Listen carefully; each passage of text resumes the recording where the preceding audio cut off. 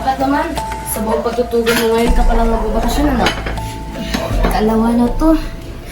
Kung namatay ang papa nila Aida, dati nga isang buwan o isang taon, marami ako ng ipon. Biro mo namang mahigit na 20 taon ka na yata nagtuturo. Noong dalaga ka pa, hindi ba? Pwede ka na mapitiro. Sayang naman kung hindi ko matatapos ang aking servisyo. Pero hindi ko papasok hanggat hindi gumagana si Aida. Sa bagay, kaya ko naman siyang alagaan. Ano nga pala ang sabi-sabihan sa eskwela? Siguro alam na nila ang nangyayari. Alam, pero ano nga bang maaasahan mo sa mga taong walang prinsipyo? Sinabi mo tuloy rin ang demanda? Oo, bakit hindi ko itutuloy? Kahit anong araw sabihin nila, dapat magdemanda. Sobra nga naman daw ang ginawa kay Aida, pero Nakapag-aral si Aida doon. Dinala siguro nila. ang diferensya nga raw, mayor tong kalaban ko. Eh ano naman sa akin kung mayor? Porket mayor siya, libre ng kanyang anak? Wala raw mangyayari. Iba raw ang malakas ang nasa poder.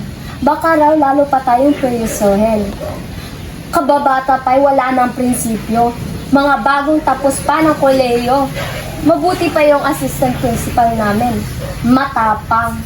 Ang sabi, ituloy mo, Mrs. Calderon.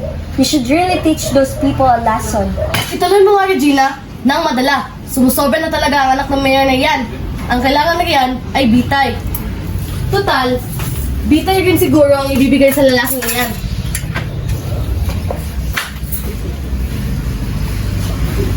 Napakain mo ng aso, Ben? Punay. Bakit ba naghahanap ng cordon si Tony, ha, Ana? Maikli ang kordon ng ilaw na nililipat niya sa kwarto namin. Pabibilin ko na lang siya ng isa pa bukas. Kailangan niya yun sa pag-aaral. Malabo ang kanyang mata. Ibang-iba yan si Tony kaysa sa isa. Tignan mo, printing-printing naglalaro, hindi man lang tulungan iyong kapatid. Bata pa kasi to si Ben. Spoiled.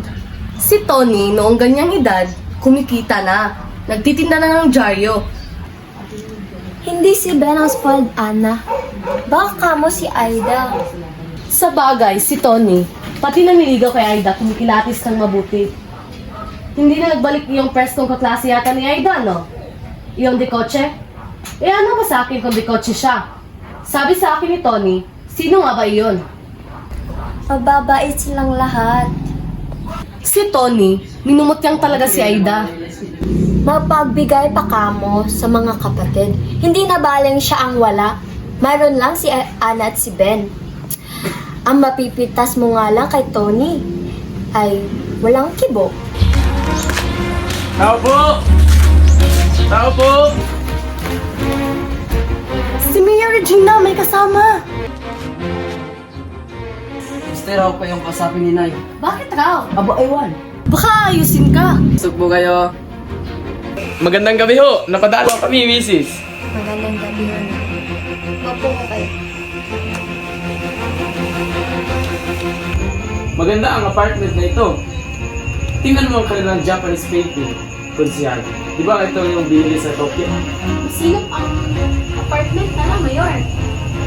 Ito ang sinasabi ng iyong kumadre na cozy. Malaki siguro ang upa ninyo dito, Mrs.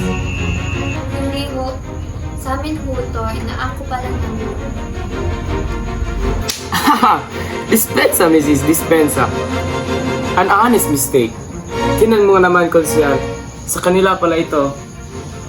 He's gotten a loan from the GSIS. Straight to the point, Mrs. Marunong lang kayo sa mga mabulaklak na salita. Ay, Mrs. Be practical. Alam kong malaking perwisyo na ang nagawa ng aking anak sa inyo. Kaya gusto kong tanggapin niyo ito ang kunting tulong. That check is for 10,000. Pay to cash. Be practical. Practical. Anak nyo ba ang naagrebyado? Practical. Lumayas kayo sa pambahay ko! Layas! Mrs., sa panahon ngayon, wala nang hustisya. Hustisya! How dare you! Wala pang ni isa na nakakagawa sa akin ng ganyan. Lumayas ka. Layas! Regina, inatake na naman si Aida. Sino bang bibili ng gamot? Sino pa ba? Eh di si Tony. Saan ka pupunta? Bibili ng gamot.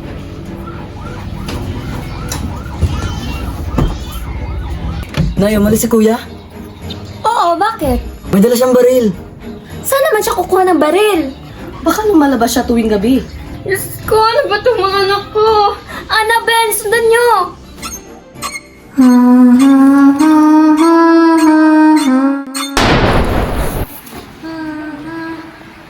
Nay, nagising ka pa. Hindi po ako makatulog.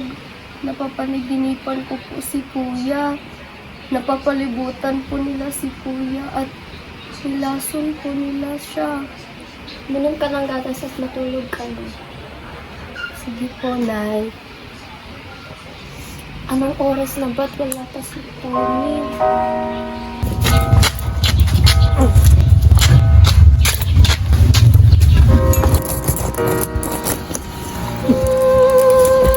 Tony! Anong nangyari sa'yo?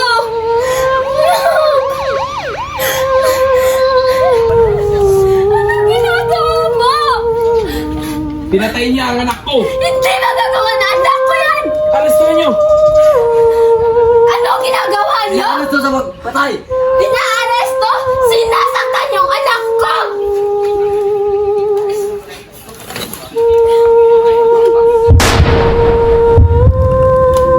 Binaril niya ang kanyang sariling anak! Sabi niyo, aarestuhin niyo lang, pero sinasaktan niyo.